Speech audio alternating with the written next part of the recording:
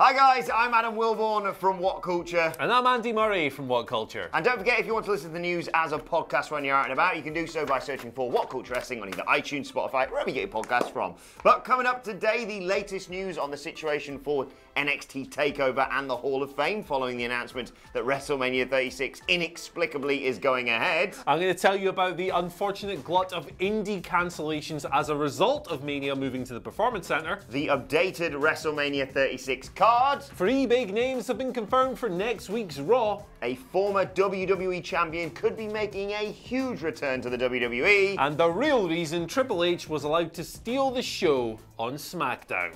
This is the news. But we're going to kick things off with the inevitable. This was coming. This has been a long time coming. It's been in the works for a while, ever since last week when Tampa Bay City officials said, hey guys, you gotta do something about this show or we are gonna step in for you. WrestleMania 36, it's official, it's moving to the Performance Center. Key staff only. It's going to be an empty arena, WrestleMania in a goddamn gym in Orlando. Here's the official WWE statement. In coordination with local partners and government officials, WrestleMania and all events in Tampa Bay will not take place. However, WrestleMania will still stream live on Sunday, April 5th at 7 p.m. ET on the WWE Network and be available on pay-per-view. Only essential personnel will be on the closed set at WWE's training facility in Orlando, Florida to produce WrestleMania. It's happening. It's going to be like Raw and SmackDown have for the past couple of weeks. This is a move, certainly. I feel like you've got a lot to say on this, man. I just woke up to this news this morning and watched Raw and thought, what? What?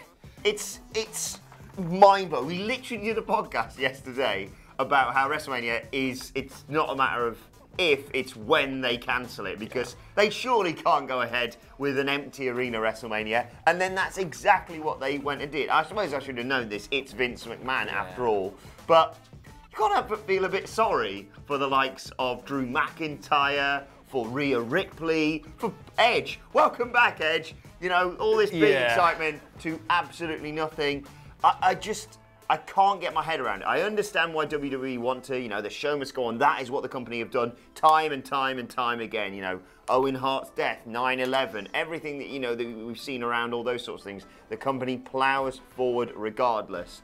But this just seems so surreal. And you know, loads of people questioning what happens if one person is ill on that show. It's mind-blowing. Yeah, I was very taken aback by the situation myself, particularly from a presentation standpoint. It's going to be called the granddaddy of them all and the showcase of the immortals, and yet you're going to cut to this little gym. And obviously, look, we appreciate that the company are reacting to very difficult, unforeseen circumstances. This was a horrendous decision they've had to make, right? That we're even in this situation is terrible. But at the same time, man, it's so weird. I mean, from a visual standpoint, right? If we're just watching this and consuming this as viewers, it might be kind of fun, right? Watching these big, silly matches go down in this tiny arena with no noise. It might be weird, it might be like an oddity. And hey, who knows, maybe because people can't attend, network subscriptions might go up for the thing. It's tough to tell. However, I'm kind of perplexed as to why maybe they didn't do some of the matches on WrestleMania weekend, maybe on like a Road to WrestleMania show in the Performance Center or something, then wait until things are cleared up and they can host events again and maybe do the show in a stadium or similar arena. Look, I can understand the argument of, well, if you're saying that they shouldn't do WrestleMania, that they should postpone it, we don't know when this is all going to be finished. So you couldn't just say, oh, well, we'll leave WrestleMania till June or July because we don't know if that situation is going to be any different than what we're in right now. But, and you can't just stop all wrestling, especially because out of everything, I think WWE would be like, no, longest running weekly episodic TV show. We might get caught again by Gunsmoke or some bollocks. Gunsmoke. But I know it's happening, but I can't believe it's happening. And I genuinely, even when we get to April 5th, I'm going to be sat there going, I don't know what to expect. Yeah, man, it's bizarre. I think that's the best word for it, right? It's bizarre. Yeah. And, man, I have no idea how this thing's going to go down. Will it even go down in this form as they've announced? Will things get worse? It doesn't quite feel like this story is a closed book yet. So, you know, it's an hour-to-hour thing. Things are changing constantly. keep focused on it. We'll be here with the updates. We're going to keep on rolling as things progress. We're going to find ways to bring you the news and so forth. We'll be right here with any updates as they progress. So please don't call us heroes. Yeah. But we are. Anyway, let's talk a little bit about TakeOver and the Hall of Fame. Of course, NXT TakeOver Tampa Bay and the Hall of Fame will not go down as previously scheduled in Tampa, Florida, for the exact reasons that Andy just explained there. WWE made an announcement saying the WWE Hall of Fame ceremony and NXT TakeOver will not take place as previously scheduled. We will share further details as they become available. But a French-language WWE commentator, not the obvious ones, but Pat Laprade, he was on Twitter dropping some rumours in the wake of all this, though, stating that NXT TakeOver could be moved to the Black and Gold brand's usual Wednesday night slot on the 1st of April, which of course would make them effectively putting on a TakeOver head-to-head with AEW. And then with the Hall of Fame, he suggested that they may well tape some of the speeches in advance to air on Raw and SmackDown. I mean, that wouldn't surprise me, considering they aired pretty much the majority of the men's Royal Rumble last night on Monday Night Raw. Pretty much the whole We're thing. going to get to the point in the next few weeks where Hillbilly Jim's speeches are going to just be shown on Raw to kill a bit of time. Yeah, and that's it. 2 hours gone, baby. Whole episode of SmackDown. Yeah. Anyway, let's wheel out Rey Mysterio and Andrade for their millionth match again. I think the Hall of Fame stuff really does make sense, right? Because the Hall of Fame, like, it's such a drag in its current form. There's the occasional highlight and the occasional speech that's worth tuning in for, but for the most part, it's like just this long slog and this pomp and circumstance, and it's nice for the wrestlers being honoured and all that, but from a viewer standpoint, it's not a lot of fun. Film these things in advance, spread them out. Yeah, I'm in favour of that. They need to fill space on Raw, as we've seen last night and so forth. TakeOver's an interesting one as well. It kind of gives them the opportunity to really smack AEW in the ratings as well if they have a TakeOver that night. So that could end the 13-week streak, whatever it is, 14, 12, I'm not sure. Yeah, they're making the best of a bad situation again. I have no real problem with either of these. Moving TakeOver isn't as big a deal as moving WrestleMania. I think my worry is they're going to get Justin Liger, as you called him yesterday. Justin the Thunder Tiger. Jushin Thunder Liger. They're going to go, here is his speech from the Hall of Fame. He's going to walk out and they're just going to go, dub over it.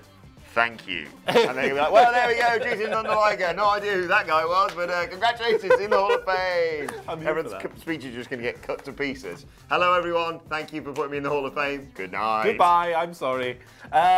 So one of the more devastating consequences of WrestleMania moving to the Performance Center is on the independent scene, right? Oh, God. We've spoken about this constantly all week, and the confirmation has brought around a glut of cancellations. I mean, basically, at this point, it's safe to say that pretty much every event scheduled for Tampa over WrestleMania weekend is going to be off due to current events. That's something like 100 indie shows. It's crazy. WrestleMania is a big thing. A lot of people travel there. Most people are traveling there for Mania, admittedly. But loads of people, indie fans, will go there and go, hey, man, I'm going to watch 12 indie shows in 3 days. It's going to be amazing.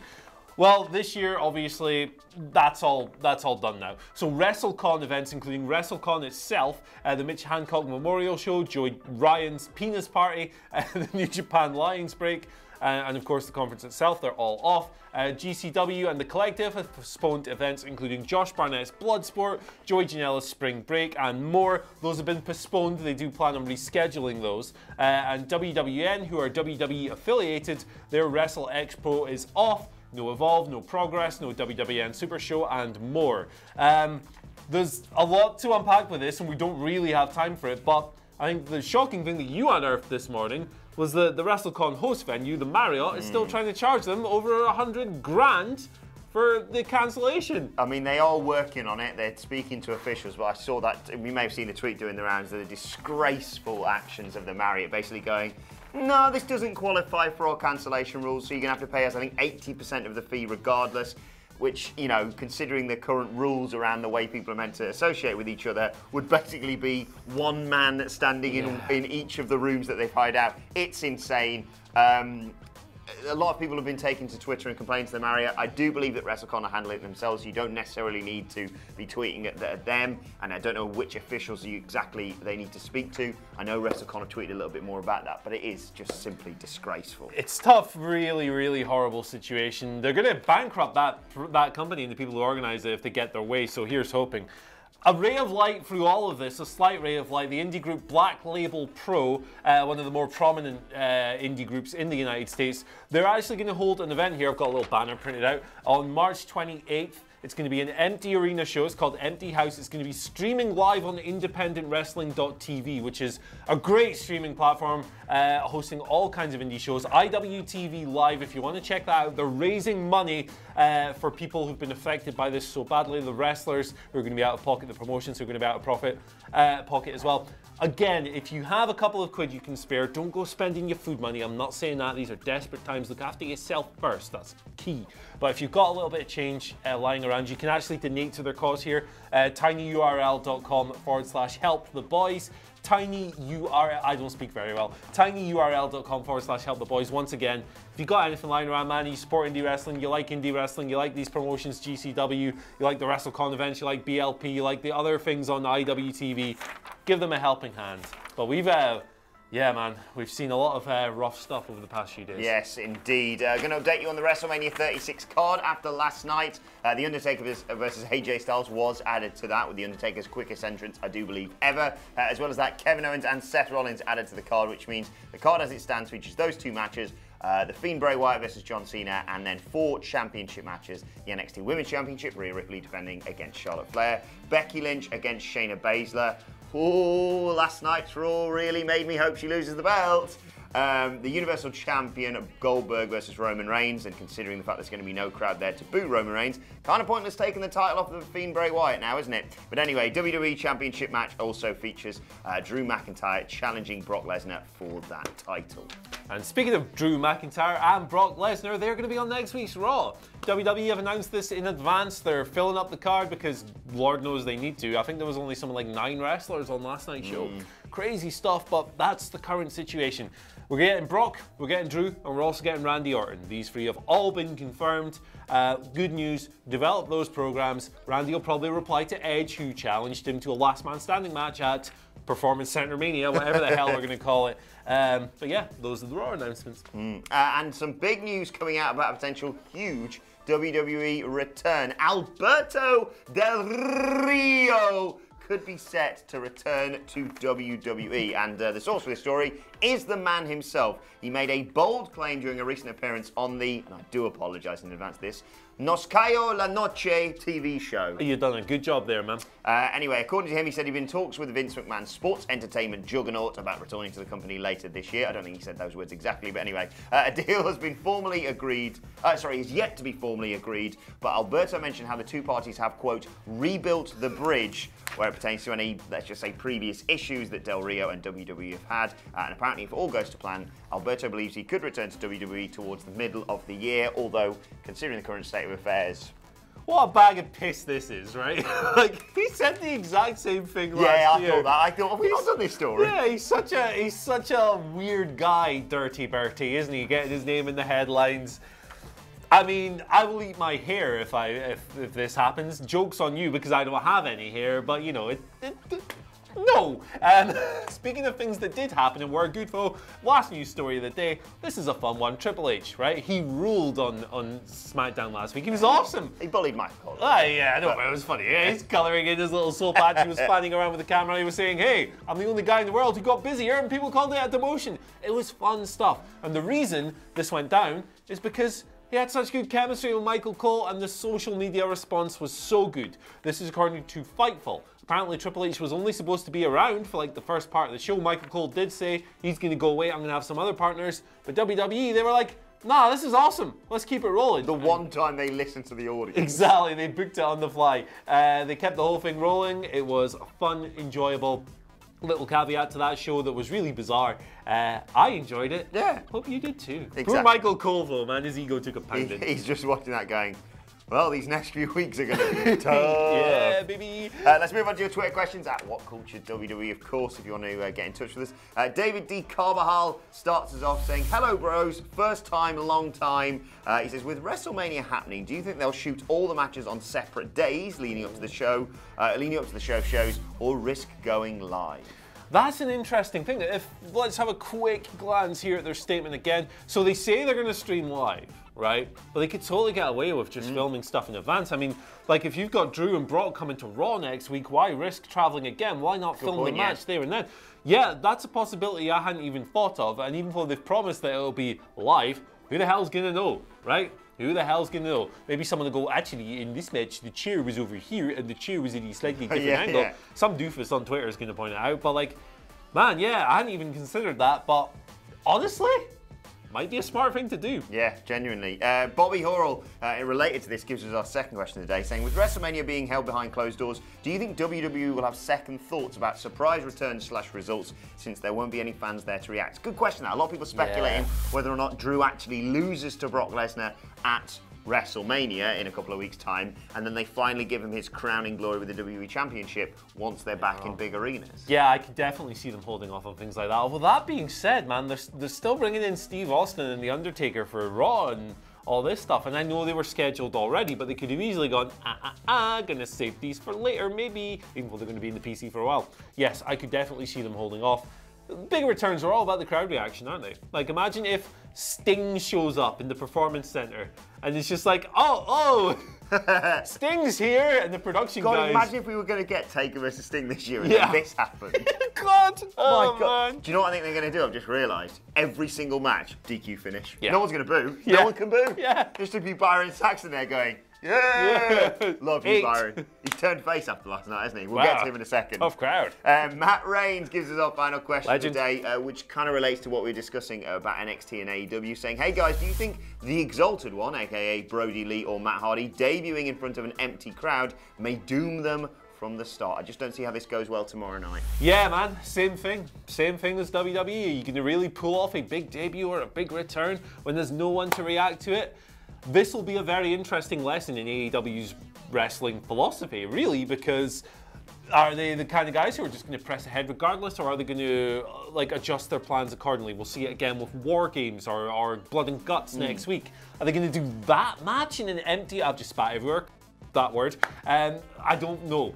Is the answer? I don't think so. They can't. I don't think they'll do it. Like, that's my inclination, but you never know. It's all adds to the intrigue, I suppose. Right, let's move on to today's, and finally, and of course, we have to mention Stone Cold Steve Austin. He was the main event of last night's Monday Night Raw, with it being 316 or Stone Cold Steve Austin Day. Byron Saxton was rating what 316 Day is, I think, vaguely. Anyway, he ate two stunners at the end, then Becky Lynch came down and ruined the whole thing. But Stone Cold Steve Austin subsequently tweeted, come on.